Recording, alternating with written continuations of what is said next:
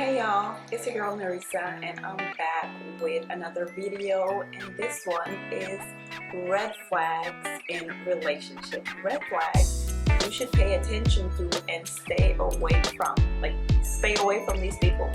If you find more than one of these red flags, talk about it. And that takes us to our first red flag: lack of communication. Communication in any relationship is key. So if there's no communication, red flag. Okay, red flag number 2. And I have my little list here. You can see me looking down. I'm staring at my phone. Red flag number 2 is irresponsible, immature, and unpredictable. What that means is there is no, hey babe, I'm outside your house. First of all, why? And second of all, good for you. Anyone can be outside. Outside is free zone. And it's like, who asked you to show up? Just show up at my house. No, that's a red flag, sis. If you're just getting to know somebody and they randomly show up at your house, you know what I mean? If you're on that next level and you're like, okay, well, I like surprises when you show up at my house and stuff like that, and then they do it, okay, that's a green flag. But red flag if they just randomly show up at your house, sis, no, okay, being immature. I can't stress this enough. As you're not mature enough, why are you out here trying to be somebody's man? Why? No. Or somebody's partner. Why? You should stay in school and learn. Lack of trust. Trust is something that definitely has to be built. You can't just randomly trust somebody immediately once you met them. Number 4, significant family and friends don't like your partner. Pay attention, really pay close attention. If nobody likes this person, there's something wrong with that person. It can't be everybody. I know some people are haters, blah blah blah, but if everybody is telling you, pay attention, sisters, some red flags here.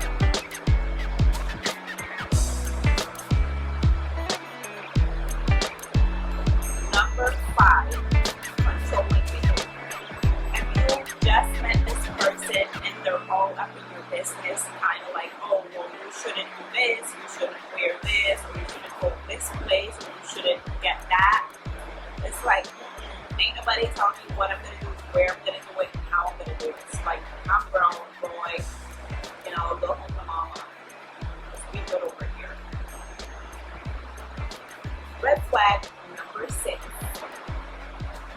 Feeling insecure in the relationship. If you feel insecure in the relationship, it's because that person isn't providing that security that you need. So you have to kind of talk about it, let them know, okay, this is what's going on, this is how I'm feeling. And if nothing changes, then get out of there. Run away. Don't pass go. Don't collect $200. Run. Okay.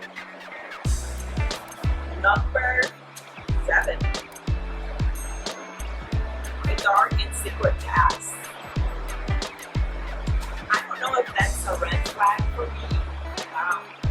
Everyone has a past. Everyone has done some things.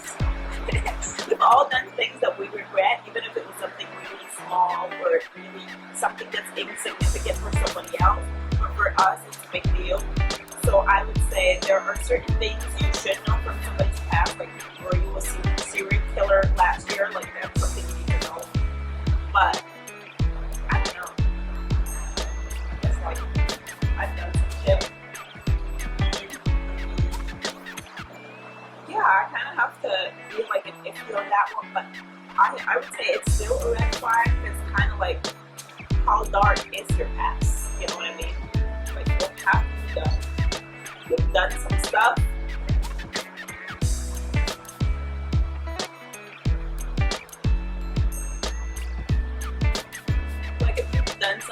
then you know what I'm talking about. So comment down below what you think about this one, the number 7, if you think if it's a red flag or how you feel about it, because I think it's an iffy. Like, if you have a dark past meaning you've been a serial killer, you know, something like that, I don't know, or you've been like in some pretty shady stuff, yeah. So it kind of depends on. Okay, number 8, red flag. Non-resolution of past relationship. I'm not sure what that even means.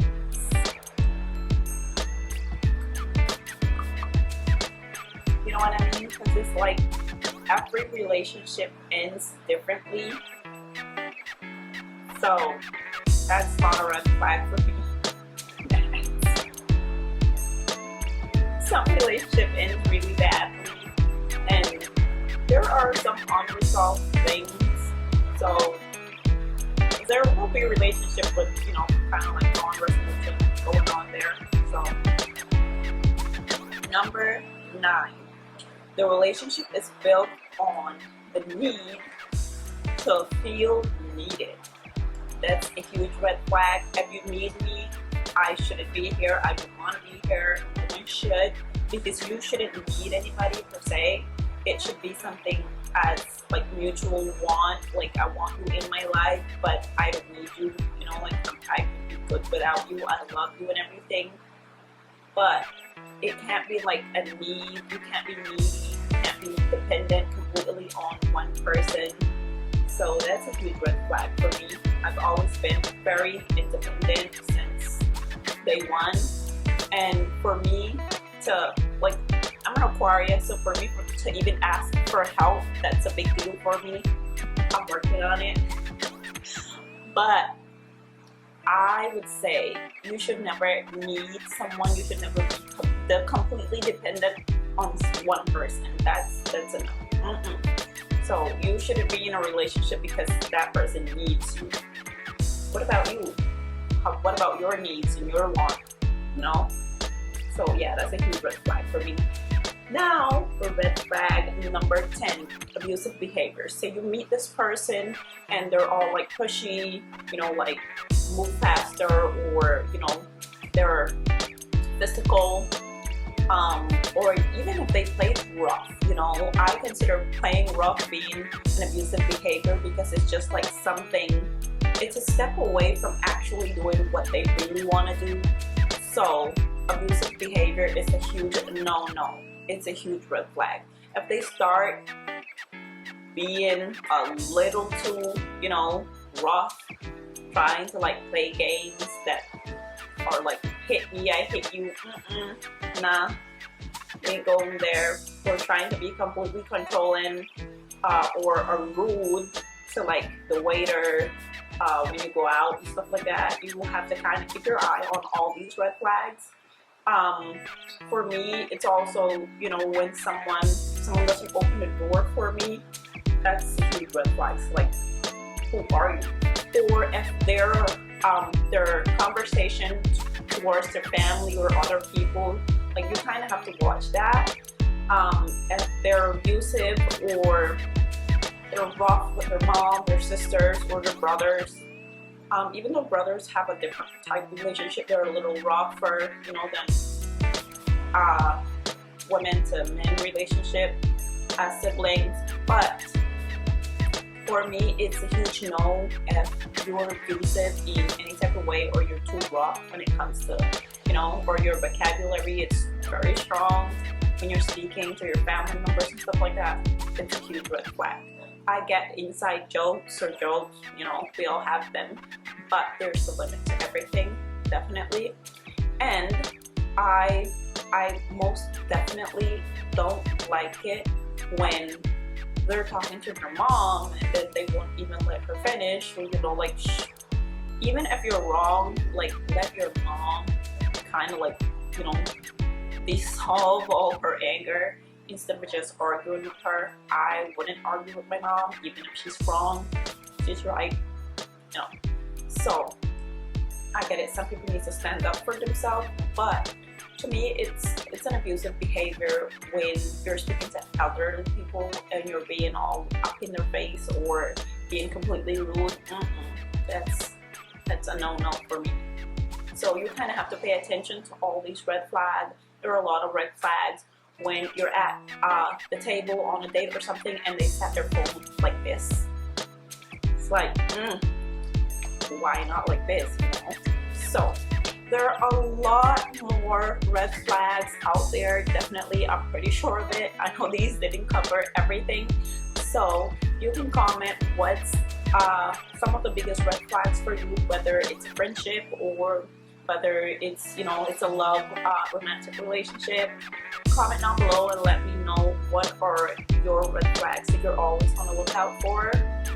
And I'll see you in my next video. Don't forget to like, subscribe, and turn on the little bell so you don't miss any of my next videos.